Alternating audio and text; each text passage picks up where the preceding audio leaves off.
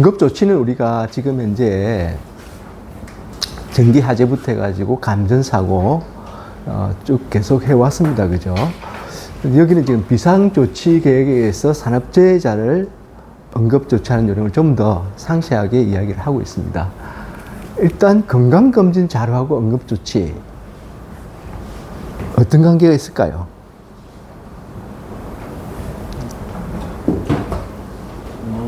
종합검진.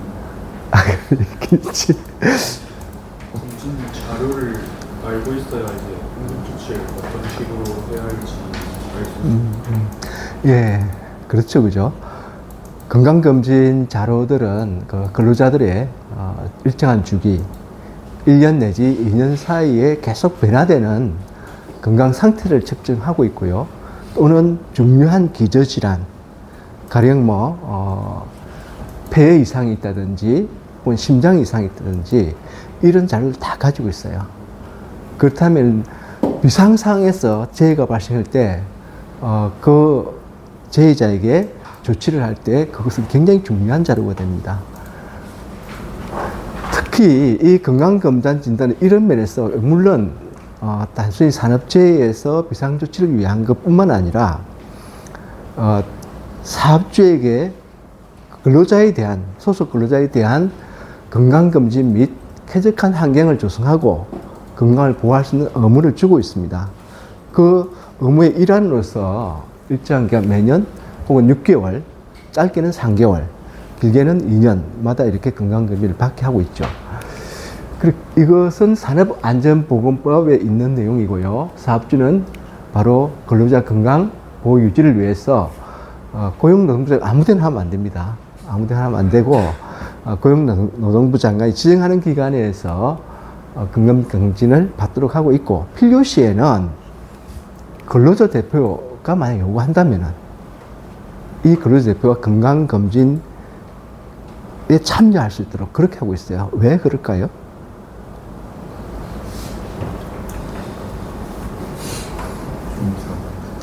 유해위험 시설들이 많이 있고요.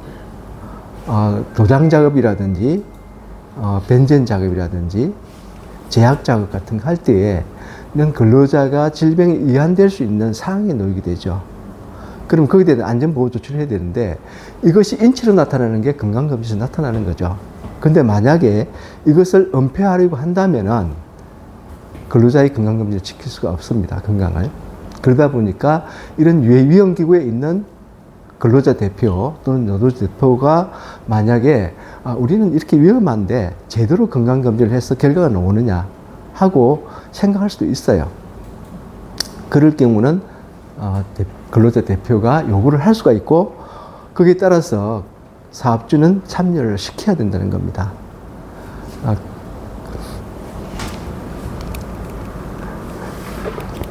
그리고 필요시에는 특정 근로자에게 임시건강진단을 실시하거나 급하게 필요한 조치를 하도록 의무를 지우고 있습니다.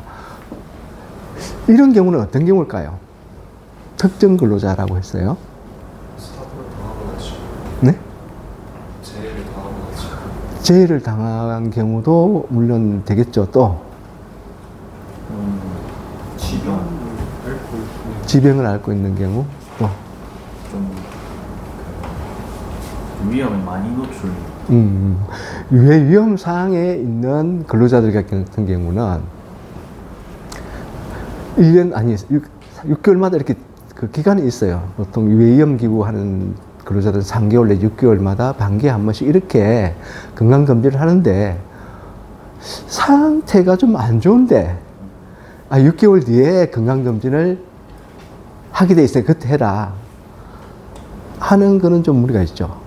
아까 건강검진 상태를 계속 봐오면서 어떤 특정 사항에 있는 근로자인 경우는 그 기간이 전이라도 건강검진을 받아서 그 상태를 보고 조치를 해줘야 됩니다. 그래서 필요한 경우에는 특정 근로자에게 임시건강진단, 건강진단을 받아보세요. 받아보세요라고 할 수가 있습니다. 그래서 근로자들을 보호할 수 있도록 산업안전보건법에서는 규정을 하고 있는 거죠.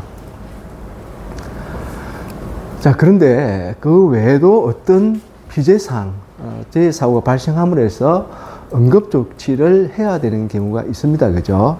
그럼 그 응급 조치가 무엇을 위한 거냐 하는 것들부터 시행을 어떻게 하느냐를 알아보도록 하겠습니다. 일단 응급 조치의 목적은 제일 중요한 게 뭐겠어요? 생명구조. 예, 맞습니다. 응급 환자, 재해자, 생명구조가 가장 중요한 거죠. 그리고 통증을 감소시키거나 그 다음에 그 재해에 손상된 것을 좀 더 악화하는 걸 방지하고, 그리고 그걸 통해서 근로자들이 가치 있는 삶, 자기 신체를 지킬 수 있는 상황이 삶은 어떤 삶일까요? 거기에 어떤 보람을 느끼고 자기 자신에 대한 가치를 느끼고 살아가지 못할 겁니다. 왜? 나는 소모품이다라고 생각할 테니까요. 정말 근로자를 아껴주고 건강을 챙겨준다는 것은 그 근로자를 소중하게 생각하고 있는 것이고 근로자가 가치가 있다고 생각하기 때문에 그렇습니다. 그래서 가치 있는 삶을 영위할 수 있도록 회복을 도와주고 장애를 조금이라도 더 줄여줄 수 있는 그런 목적으로 응급조치를 하게 되는 겁니다. 그래서 여러분들이 해야 될 일이 바로 이 사업적인 역할을 대행하는 거예요. 그러니까 여러분이 하고 있는 일 자체가 근로자들에게, 우리 동료들에게 삶의 가치를 정말 회사가 우리를 생각해주고 그걸로 인해서 내한테 어떤 가치를 느끼게 해주는 일이 여러분들의 역할입니다. 사업주들을 대신해서 그런 것들을 알려주고 또 그렇게 할 수 있도록 도와줘야 되는 거죠. 자, 그럼 응급조치 시행. 즉 뭐냐면은 응급조치를 함으로 해서 인명피해를 줄이고 또는 생명을 살리고 그 다음에 신체의 손상을 줄일 수가 있는 거죠. 그래서 이것들을 하기 위해서는 결국은 이런 내용들을 잘 알고 있어야 되는데요. 건설 현장에서 재해가 발생할 때는 굉장히 좀 심각한 사고들이 많이 생기죠. 현장 직원들에 의해서 우선 응급조치, 즉 추락사고, 비례사고, 비계에서 떨어진다든지 하면은 거의 사망에 많이 가져오죠. 그리고 또한 건설 현장에 있는 기계 기구들에 의한 감전이라든지 이런 것들이 생겼을 때는 일단 119가 오기까지 시간이 걸릴 텐데 그때 현장에서 바로 응급조치를 해야 되는 상황들이 많이 있습니다. 자, 그러면은 그때 할 거는 의료기구, 의약품은 현장 작업자들은 잘 모르죠. 그래서 사용하지 않도록 하고요. 제일 중요한 빠른 시간 내에 의료진들에게 인계해 주는 것이 가장 중요합니다. 그리고 응급 환자에 대해서 생사 판정을 하지 말아야 한다. 그러니까 우리가 이태원 사고 같은 경우도 그렇죠, 그죠? 한꺼번에 많은 그 응급 환자들이 생기면은 이 사람을 먼저 해야 될지 저 사람을 먼저 해야 될지 하는 것들을 해야 되는데 가장 중요한 거는 살아날 수 없다고 생각된다면은 포기를 하게 되죠, 그죠? 그런데 비전문가인 현장 작업자, 현장에서 바로 그것을 판정하지 않도록 해야 된다는 겁니다. 자, 응급조치를 하는 데에서 순수가 굉장히 중요합니다. 제일 먼저 해야 될 거, 여러분 다 아시듯이 바로 신고합니다. 그죠? 119에 일단 먼저 신고를 하고, 하재시는 소방서에도 신고를 하게 되죠. 그리고 나서 해야 될 일이 뭐죠?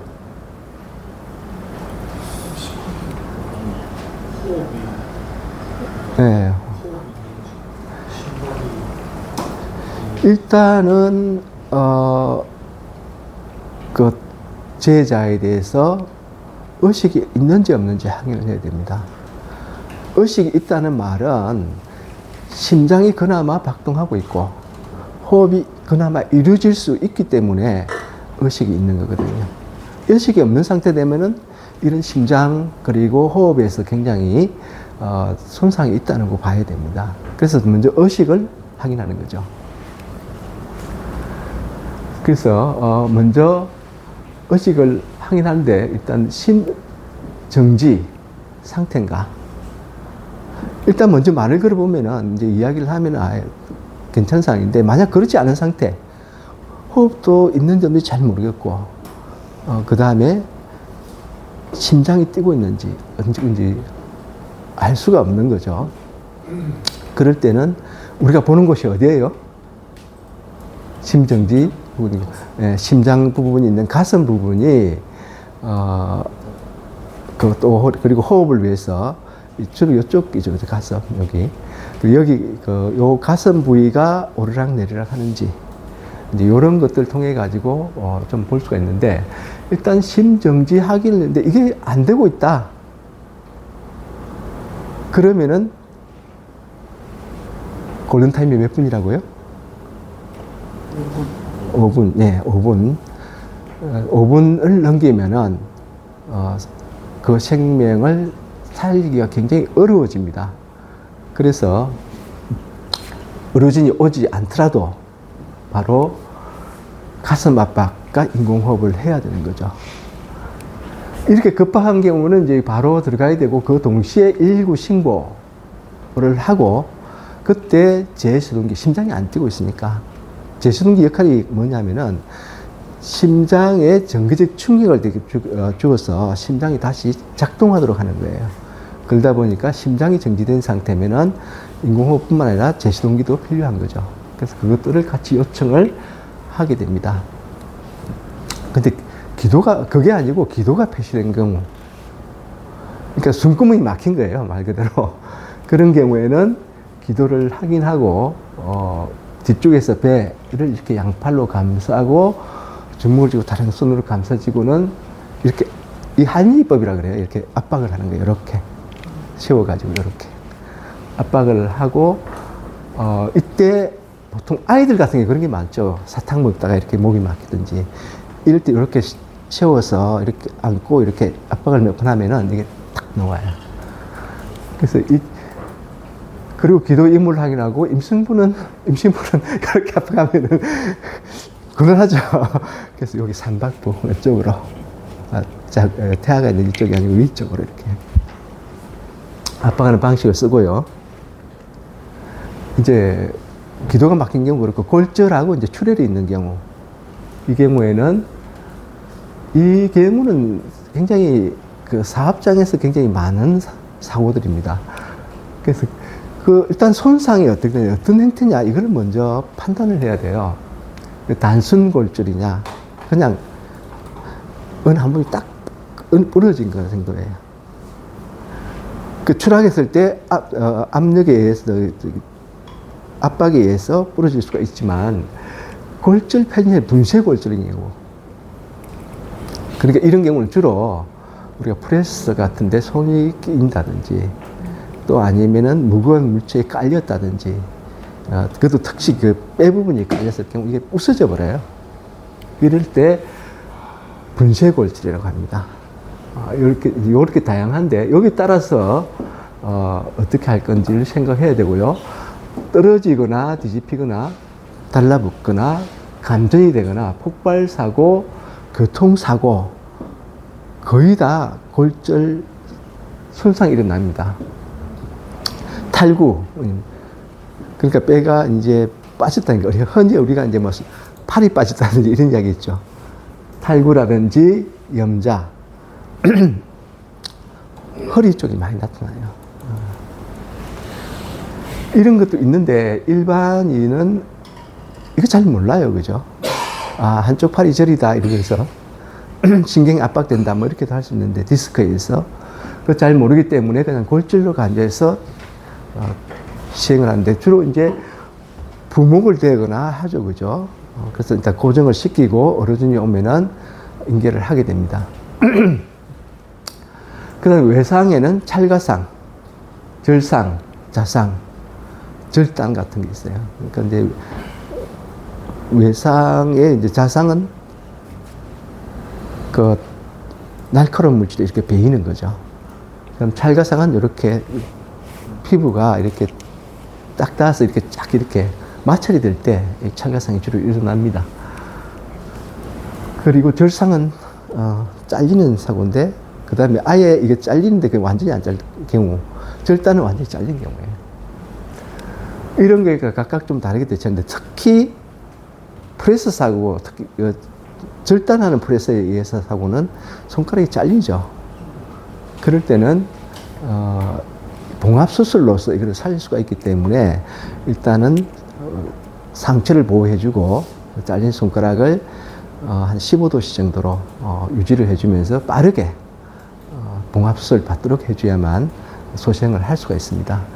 그래서 이런 것들을 여러분이 알고 있어야 그때그때 피해자들을 보호할 수가 있는 거죠. 자, 그 다음 화상. 화상은 우리가 감전사고 때 우리가 하긴 했죠. 화상은 우선 화상 부위를 냉각시켜 주는 게 중요합니다. 근데 물을 조심해야 돼. 찬물로 하긴 하는데 물이 오염된 물 이런 거는 굉장히 위험합니다. 차라리 안 하는 게 낫. 그래서 찬물로 냉각하고 저체온을 방지해주고. 그래서 어떻게 해요? 덮어주죠, 그죠? 냉찜질로 통증을 감소. 안에서 심부 화상 같은 경우는 안쪽에서 계속 열이 있으면서 굉장히 많은 통증을 가져와요.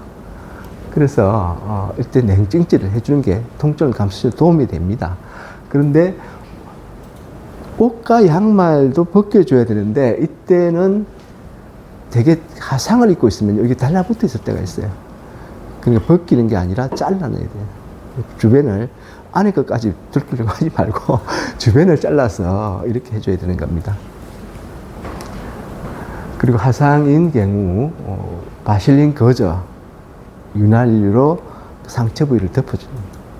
상처를 보호하는 방법도 되고요. 그리고 스포는 그 스포 부분을 냉각하고 더 이상 다른 조치는 하지 않습니다. 의사가 처리할 수 있도록 해줘야 되고요. 쇼크라든지 감염, 탈수가 주로 2차적으로 계속 인체의 손상을 확대하기 때문에 요거를 굉장히 주의를 해줘야 돼요. 그 다음에 이성적인 호흡을 유지하고 쇼크 방지 조치를 해주는데, 쇼크 방지 조치는 조금 이따가 나오니까 그때 같이 보도록 하고요. 그 다음에 전기 감전은요, 제일 먼저 해야 될 게 뭐죠? 예. 일단은 전기로 인해서. 자, 그러면은 전원을 차단하는 이유는 뭡니까? 2차제 방지. 예? 2차제 방지하는. 감전의 가장 큰 문제는 전격이죠. 즉 심실세동으로 인해서 사망에까지 이르는 전격이죠. 그때 그 감전 위험은 어떤 것들이, 위험의 요인은 뭐가 있죠? 예, 전류의 크기 또, 예, 전류 시간, 통전 시간 또, 예, 통전 경로, 심장으로 얼마나 가까이 갔느냐, 그리고 전원의 종류, 교류냐 직류냐 이렇게 있죠, 그죠? 그러다 보니까 계속 전원이 연결되어 있으면은 결국은 심실지동으로 가게 되는 겁니다. 그래서 먼저 전원을 차단해 줘야 되죠. 그 다음에 구조자가 2차적으로 감전이 되면 안 되죠. 그래서 먼저 보호구를 착용하고 난 후에 안전조치를 해줘야 되고요. 보호구가 없는 상태에서는 부도체를, 즉 막대기 같은 걸로 근데 쇠파이프 같은 거 하면 안 되죠, 그죠? 전기가 통하지 않는 막대나 이런 걸로 전선을 제거를 해줘야 됩니다. 맨손으로 만질 경우는 연쇄 감전 사고가 발생하기 때문에 맨손을 만져서는 안 됩니다, 그죠? 그리고 환자를 안전한 곳으로 이송을 하고 그 이후에 환자 상태를 관찰해서 후급 소생술, 즉 심폐소생술이라든지 인공호흡을 하게 되는 겁니다. 환자가 의식이 있으면 안정시키고 보건조치와 음료를 공급한다. 즉 환자가 의식이 있다는 말은 호흡이라든지 심장에 크게 문제가 없다라고 볼 수가 있어요. 그러다 보니까 일단 안정시키고, 아무래도 쇼크를 좀 받고 있으니까 안정시키고 보온을 해주고, 그 다음에 탈수 증상이 좀 있을 수 있어요. 이렇게 되면은 음료를 공급해 줍니다. 그다음 의식이 분명하고 건강해 보여도 일단 무조건 병원에 가서 진단을 받도록 그렇게 조치를 해야 됩니다.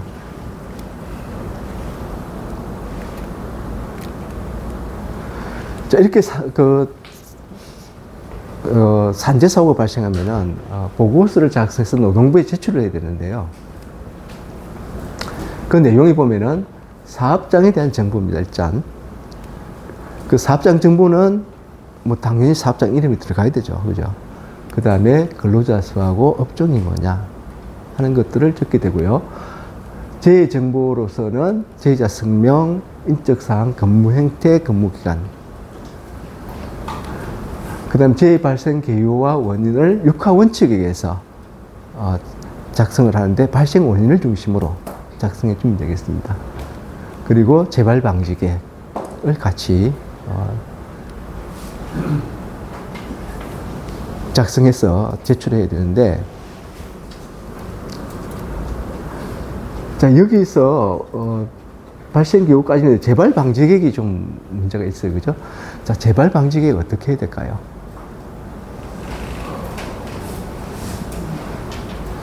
자, 일단은 재해 정보와 자, 우리가 기본적으로 재해 방지를 한다는 거, 재발 방지를 한다는 것은 기본적으로 뭡니까? 발생 원인 제거예요. 그죠? 위험 요소를 파악하고 그 위험 요소를 제거해 주는 게 바로 재발 방지 대책입니다. 그래서 여기에서는 이 발생 원인에 대해서 어떻게 할 건가 하는 것을 이야기하는 거예요. 예, 요렇게 일단 요거 작성을 하면은 그 다음 여기 발생 기후와 발생 원인에 따라서 재발 방지 계획을 작성을 하시면 되겠습니다.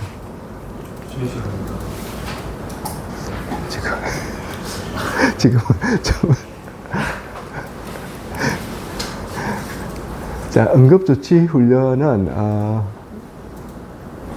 1차 조사를 하고 이제 응급조치를 하게 되는데요.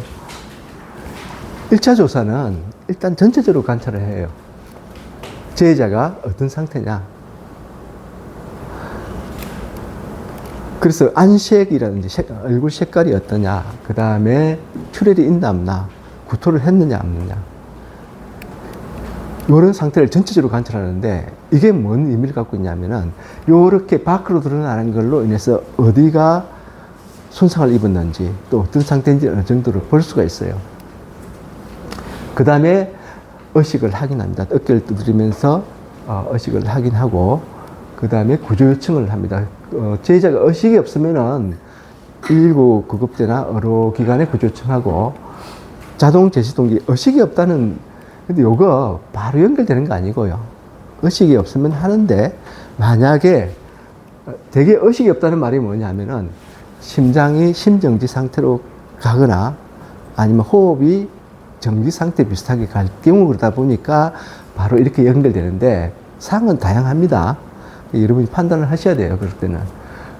그런데 만약에 제시동기가 필요할 경우는 비치되어 있는 경우에는 그거를 갖다 달라고 좀 요청을 하고 뭐 가까운 곳에 있고 사람이 없으면 자기가 가져와가지고 시작을 해야 되는 거죠. 그리고 주위에 도와줄 사람이 아무도 없으면은 큰 소리로 다른 사람 불러서 좀 요청을 해야 되는 상황이 됩니다. 심폐소생술을 이제 그리고 실시를 하는데 재해자가 의식이 없거나 이렇게 무호흡이거나 이상 호흡이 감지될 경우 하는 겁니다. 항상 하는 건 아니에요. 그럴 경우 이제 일반인은 그래 하고 전문가는 이제 맥박을 확인해서 심장이 뛰고 있으면 심폐소생술 필요 없죠. 그러다 보니까 전문가는 맥박을 확인해 가지고 맥박이 이상이 있거나 없거나 혹은 아주 빈약하거나 할 때는 심폐소생술을 전문가는 하게 됩니다. 재해자가 성인인 경우에는 흥부 압박과 인공호흡을 30대 2의 비율로 하게 되죠. 그죠? 그리고 한 2분간. 그러니까 그때 속도가 중요해요. 흥부 압박을 100회 내지 분당 100회 내지 120의 속도로 하고 그때 깊이는 약 5cm 내지 6cm로 해주는데 2분간 하고 5번을 일단 먼저 무조건 하는 겁니다. 5주기를 이렇게 30회 심장 마사지하고, 그 다음에 인공호흡 2번 하고, 이렇게 하는 거를 5세트를 하고 난 다음에 다시 한번 관찰을 합니다. 하고, 호흡이 들어오고, 심장이 들어오면은 더 이상 안 해도 돼요. 근데 그러지 않으면 계속해서, 호흡이 들어오고, 심장이 뜰 때까지 계속해서 해줘야 되는 거죠. 그럼 출혈이 심하면은, 직접 압박을, 그러니까 가지라든지 이런 걸로 물려준다든지, 그 다음에 지혈제를 지압하거나 지혈대를 가지고 위쪽, 지금 혈액이 흐르고 있는 걸 심장 쪽으로 봤을 때 그 위쪽으로, 심장 쪽으로 지혈대를 가지고 조아줍니다. 그럼 쇼크 예방, 이제 아까 얘기했던 쇼크 예방이 여기 나오는 거죠. 발과 다리를 지면으로부터 10분의 3cm, 상지 거상이라 그래요. 위로 이렇게 발과 다리를 위쪽으로 높여주고, 이때 높이는 15 내지 3cm 정도, 그리고 보온 조치를 해줍니다. 이게 이제 쇼크 예방법이에요. 그러니까는 쇼크를 예방하려면은 일단 발과 다리를 높여준다. 15 내지 3cm.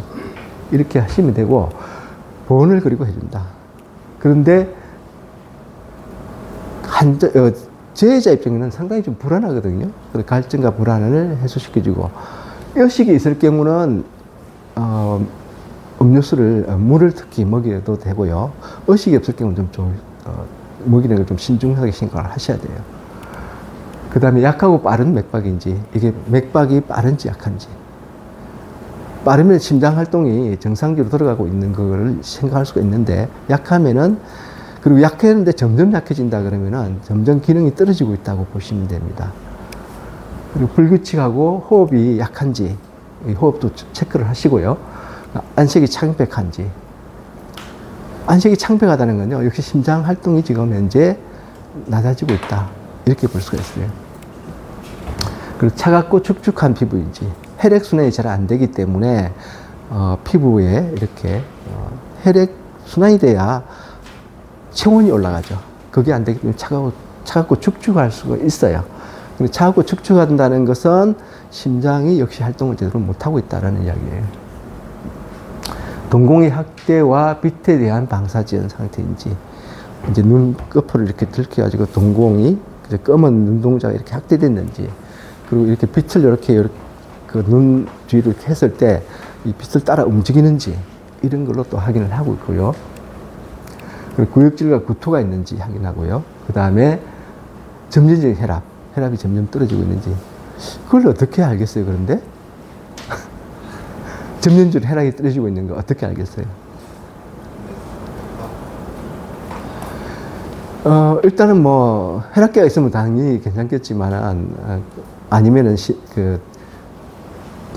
테스트기가 있으면 되는데, 그게 아닌 경우는 맥박을 짚어보고 있으면은 이게 맥박이 강한지 약한지 이걸 볼 수가 있죠. 근데 점점점 맥박이 약해지면은 혈압이 저하하고 있다. 이렇게 볼 수가 있습니다.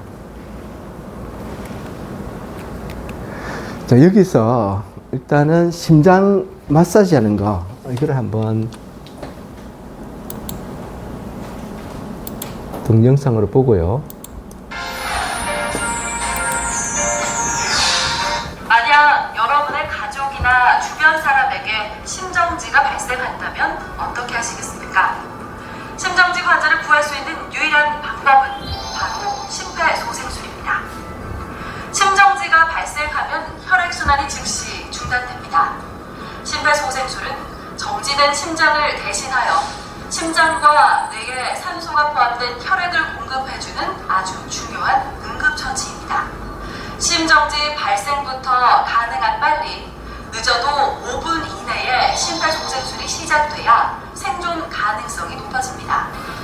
자, 지금부터 5분의 기적, 심폐소생술에 대해 배워보겠습니다. 쓰러진 사람을 발견한다면 가장 먼저 심폐소생술이 필요한 상태인지 알아봐야 합니다. 먼저 환자에게 접근하기 전에 현장 상황이 안전한지를 판단한 후 환자에게 다가갑니다. 여보세요? 괜찮으세요? 제발 들리세요? 환자의 어깨를 가볍게 두드리며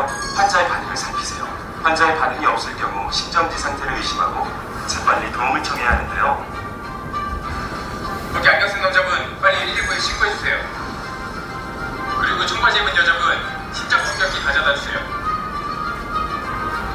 신속하게 119에 신고하고 심장 충격기를 요청한 후 환자의 호흡을 체크합니다.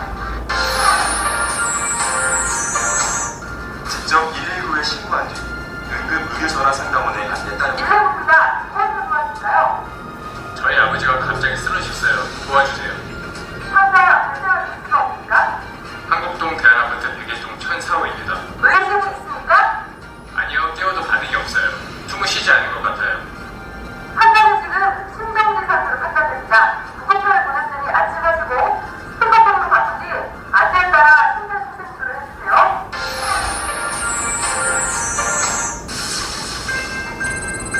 우선 환자를 평평한 바닥에 눕힌 뒤 환자의 가슴 옆에 무릎을 꿇고 앉습니다. 환자의 윗옷을 벗겨 가슴을 드러내 정확한 가슴 압박 위치를 확인합니다. 가슴뼈 아래쪽 2분의 1 지점 부분에 손목과 손의 경계선 바로 윗부분, 즉 손바닥에 두툼한 부위를 댑니다. 쉽게 이해하기 위해 이 부위를 손꿈치라고 하겠습니다. 가슴뼈 아래쪽 2분의 1 지점 부분에 손꿈치를 놓고 그 위에 다른 손을 포갠 뒤 손가락은 깍지를 껴서 환자의 가슴에 손꿈치만 닿도록 합니다. 그리고 팔꿈치를 곧게 펴 어깨와 팔꿈치, 손꿈치가 수직이 되게 합니다. 환자의 가슴을 약 5cm 깊이로 수직으로 누릅니다. 최대 6cm를 넘지 않도록 합니다.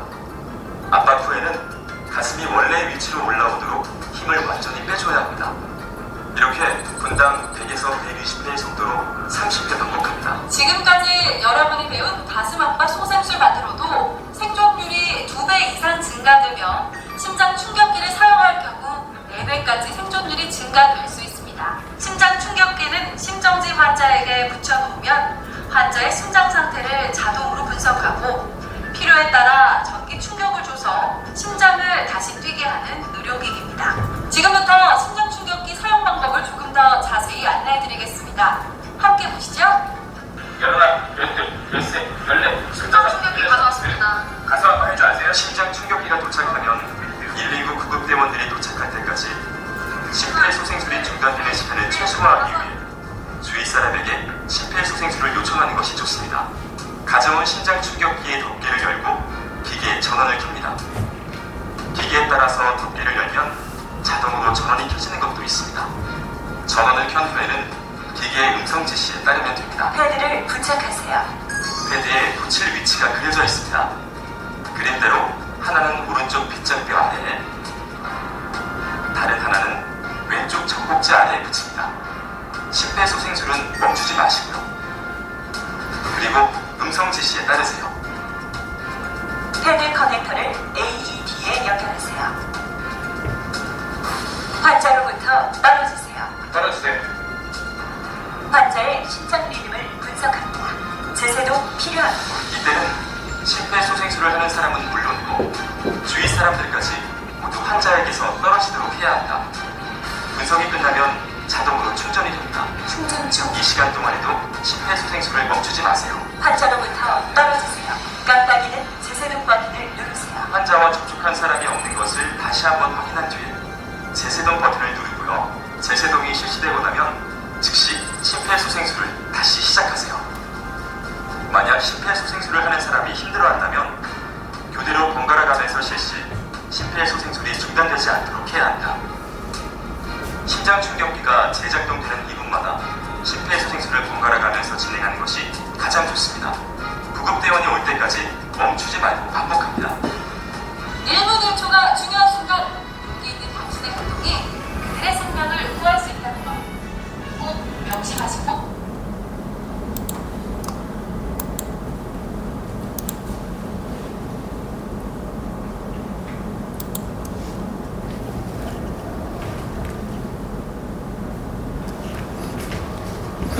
네, 이렇게 지금 심폐소생술하고 그 다음에 제시동기 사용법을 봤는데요.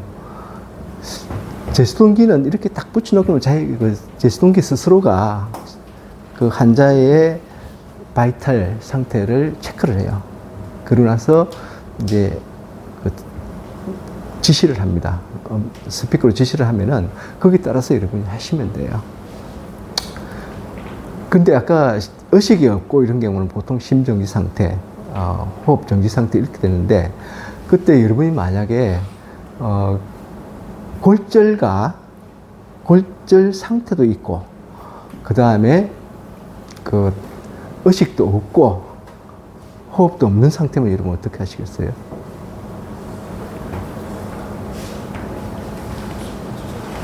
골절 상태가 있다. 이게 좀 문제죠. 어떻게 하시겠어요? 몸을 최대한 고정을 시켜서 집에서 고정시킬 것도 없다면요. 그냥 반듯하게 간단하게 어떻게? 어떤 게 더 위험한가를 생각해야 되죠, 그죠? 그래서 일단은 자세를, 심폐소생술하면 자세를 일단 바로 잡아야 돼요.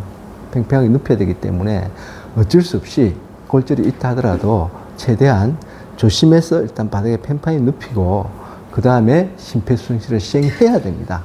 왜냐하면은 5분이 지나면은, 골든타임 5분이 지나면 소생률이 50%도 안 됩니다.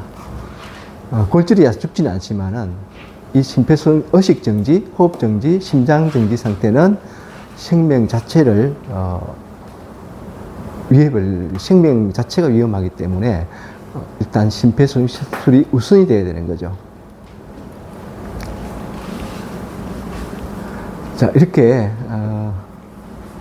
여러 가지 보시는데 어떻습니까? 여러분 보시기에는? 응급조치 자신 있습니까? 그럼 다행이네요.